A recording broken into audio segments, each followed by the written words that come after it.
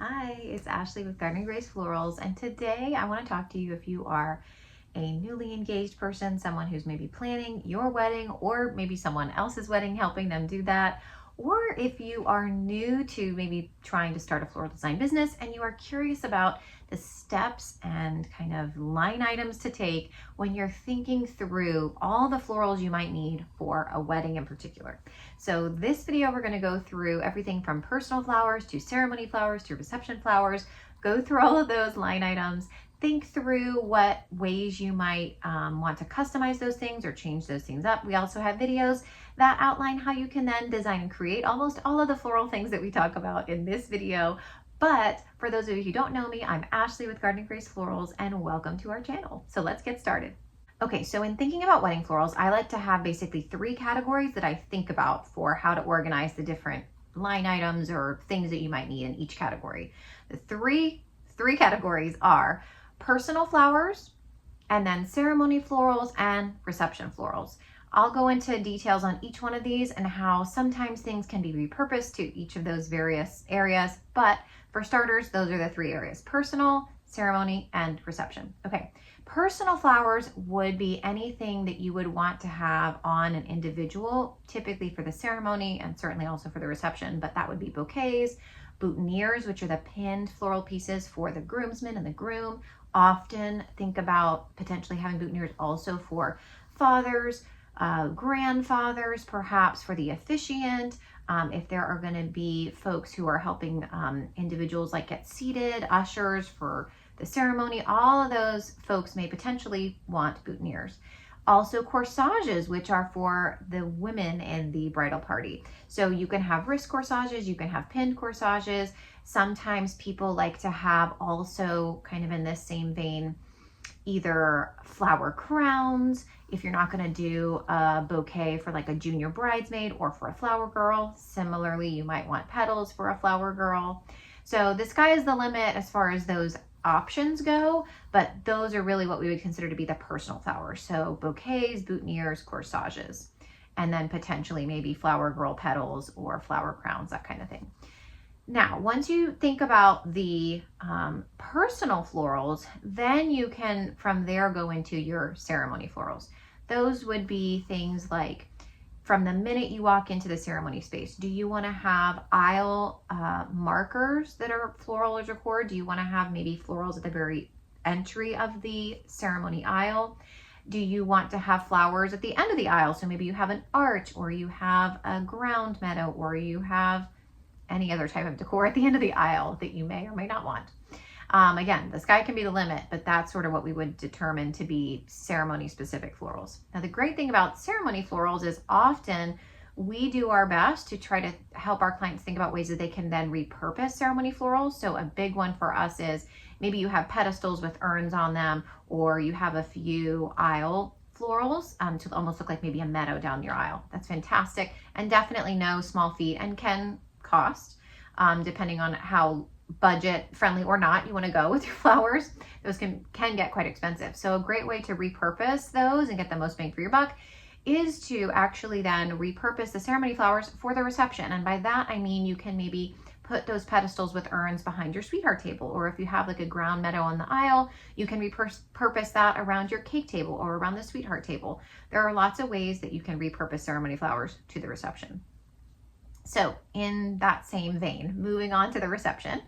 So you've had your ceremony, thinking about, okay, what are ways that we want to decorate our reception? I have heard for more budget-friendly brides of actually repurposing personal flowers, so those bouquets that you have, though I don't always recommend this. It is absolutely possible to do it, to make your bouquets to where they fit nicely in a little vase that you can have on your reception table. So again, kind of double duty with those florals.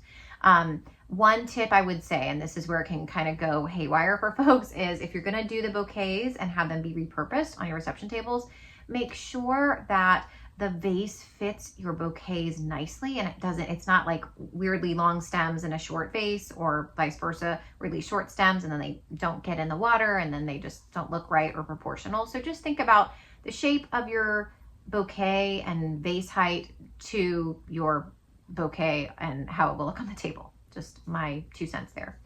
Other reception flowers and decor can include your cake flowers. So make sure you work with either your cake designer or your florist for designing and having fresh florals on your cake if you would like that. That can include, again, a sweetheart table, whether you're repurposing some or adding additional to the table if you have a sweetheart table. A big thing for me on the reception tables is definitely a range that I like to share with clients, especially if you're newly engaged and thinking about this.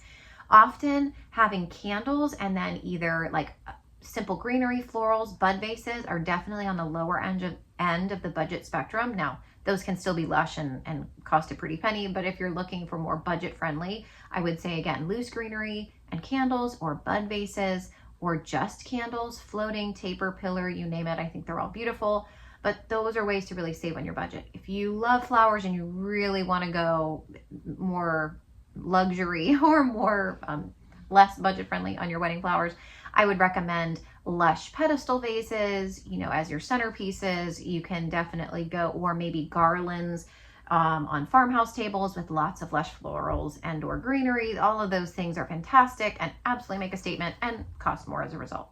So think about your reception tables.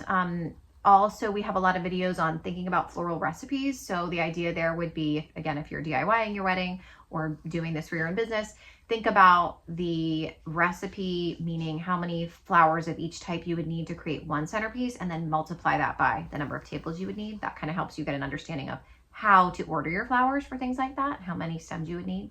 I always say order extra too, at least 10% extra. And then other kind of areas that people sometimes forget that often we see clients wanting extra flowers for the reception would be like welcome signage, florals for like the welcome sign, florals for maybe seating chart areas, florals to welcome guests into the space. Again, that can be repurposed from your ceremony. If you have like a cocktail hour somewhere else, you could certainly use those flowers to kind of welcome people into the main area for the reception if it's a different space. And then again, little things like the cake table or the sweetheart table are often, I would say, things that we kind of go back and say, oh, we need to add flowers for those things after maybe we've had some initial conversations and then see the layout for a space and things like that. So I hope that this video is helpful for you, whether you are planning your own wedding, helping someone else think about it, doing this for your own business. Those are sort of the main areas from personal flowers, ceremony to reception space. I think of it almost like a timeline, right? When you will start with what flowers and when you will end with others. So personal from the bridal bouquet to the reception space. One thing also to think about is if you are considering having like statement florals, meaning maybe things hanging from the ceiling or unusual details that don't necessarily fit maybe into like the ceremony per se, but you want to have a really statement piece for like the reception, something like that. That is definitely, I would say, something I categorize in the reception kind of genre of floral design. However, those items like hanging installations or large swaths of greenery going up pillars, I mean, you name it, you could really have so many options for large scale installations and what that looks like. But all that to say, you really do need to consider the budget for those things, because the more flowers, the more greenery you have, the larger your budget needs to be. So I kind of save those larger installation pieces as just a larger line item, and you do have to kind of think about it that way. So personal, ceremony, reception, plus the larger line items that typically fall into that reception space, but just things to consider. I hope that this video was helpful. Definitely be sure to check out some of our other videos for how to and how to create a lot of the floral design pieces that we just described in this video. And I'm so glad you're here. Thanks for watching. We'll see you on the next video.